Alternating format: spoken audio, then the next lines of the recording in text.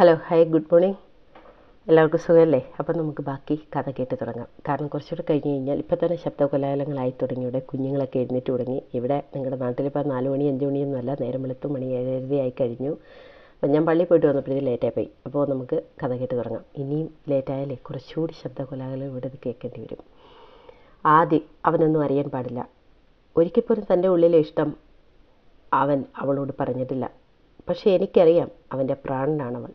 അവൾക്കെതിരെ ഒരാൾ ഒരിക്കലും അവനെ സഹിക്കില്ല. ഇനിയും ഒന്നിനും അവനെ വിട്ടുകൊടുക്കാൻ ഞാൻ തയ്യാറല്ല. അവൻ ജയിലിൽ കിടന്ന് അനുഭവിച്ച വേദനയേക്കാൾ പുറത്തു നിന്ന് താൻ വേദനിച്ചു അവനെ ഓർത്ത്. ദുവാ മിൻസാരിയ, അവൾക്ക് ബോധം വരികയാണ്. ഒരു നനത്ത സുന്ദരമായ സ്വപ്നത്തിലാണവൾ. അവിടെ ആദിയുണ്ട്, അവിടെ സ്വന്തം ആദി, തന്നെ നെഞ്ചോട് ചേർത്ത് പിടിച്ചിരിക്കുന്ന അവളുടെ പ്രിയതമൻ. ആ സ്വപ്നത്തിൻ്റെ ചിറകിലേറി അവൾ പതുക്കെ കണ്ണു തുറന്നു. ഒരു നനുത്ത പുഞ്ചിരിയുണ്ട് ആധരങ്ങളിൽ. അവൾ 4 പേട് നോക്കി. ആ ആധരങ്ങൾ ആദ്യം ഒഴിഞ്ഞ പേര് ആദി എന്നായിരുന്നു. സിസ്റ്റർ തലതിരിച്ച് അവളെ നോക്കി. അതെ, ദുവായ്ക്ക് ബോധം വീണിരിക്കുന്നു. അവർ പുറത്തേക്ക് നടന്നു. ദുവാ മിൻസാരിക്ക് ബോധം വീണിട്ടുണ്ട്. ആർക്കെങ്കിലും 2 പേർക്ക് കയറി കാണാവുന്നതാണ്. ദുവായുടെ മാതാപിതാക്കൾ പെട്ടെന്ന് എഴുന്നേറ്റു. ഉമ്മായെ BP ഒക്കെ നോർമലായതിനു ശേഷം ഉമ്മായെ കൊണ്ടുവന്ന് ഇവിടെ എത്തിയിട്ടുണ്ട്. ഉമ്മ ഐസിയുടെ മുമ്പിൽ തന്നെയുണ്ട്. കുറച്ചേറെ ഭേദമായിട്ടുണ്ട് ഉമ്മയ്ക്ക്. അപ്പോൾ ദുബൈയുടെ മാതാപിതാക്കൾ പെട്ടെന്ന് എഴുന്നേറ്റ് അകത്തേക്ക് നടന്നു. ആ സിസ്റ്റർ ഒന്നുകൂടി നിന്നു. പെട്ടെന്ന് അവർ ചോദിച്ചു, ആരാ ഈ ആദി? അയാൾ കൂടി. ആദി? കിഷോർ, മാളൂട്ടി, ആദി, മൂവരും ഒന്ന് ഞെട്ടി. ആ കുട്ടിക്ക് ബോധം വന്നപ്പോൾ ആദ്യം പറഞ്ഞ പേര് ആദി എന്നാണ്. ആദിക്ക് പിന്നെ പിടിച്ചു നിൽക്കാൻ പറ്റിയില്ല. കിഷോറിനെ പിടിച്ചവൻ പൊട്ടി കരഞ്ഞു. എൻ്റെ കുഞ്ഞിപ്പാത്തു എന്നെ ഇത്രയധികം സ്നേഹിക്കുന്നുവോ? മാളൂട്ടിയും കിഷോറും കൂടെ കരയുകയാണ്. ഇത്രയധികം മാളൂട്ടി ഓർക്കുകയായിരുന്നു, എൻ്റെ ദുവ എൻ്റെ ആദിയേട്ടനെ ഇത്രയധികം സ്നേഹിക്കുന്നുവോ? ഓർത്തപ്പോൾ മാളൂട്ടിക്ക് സഹിച്ചില്ല. അവിടെ ഓർമ്മകളുടെ എല്ലാ തലത്തിലും എൻ്റെ ഏട്ടൻ മാത്രം.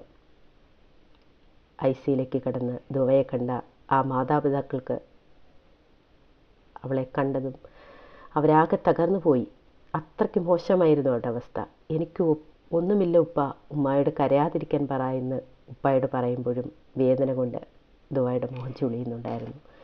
അപ്പോഴും ആ കണ്ണുകൾ ആരെയോ തിരിഞ്ഞുകൊണ്ടിരുന്നു. അവിടെ മനസ്സ് ആദ്യം കാണാൻ വല്ലാതെ തുടിക്കുന്നു. ഇനി വണ്ണ് കാണില്ലായിരിക്കും. അല്ലെങ്കിലും തന്നെ ഇഷ്ടമല്ലല്ലോ. അവിടെ മനസ്സ് വല്ലാതെ മുറിഞ്ഞു. സങ്കടം വന്നു.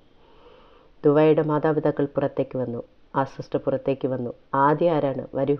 എല്ലാവരും തിരിഞ്ഞ് അവനെ നോക്കി. ഏട്ടാ പ്ലീസ് ഒന്ന് ചെല്ലേട്ടാ എന്ന് മട്ടിൽ മാളൂട്ടി അവനെ നോക്കി. കിഷോറും അവനെ തന്നെ നോക്കി. എല്ലാ കണ്ണുകളും അവനിലാണ്.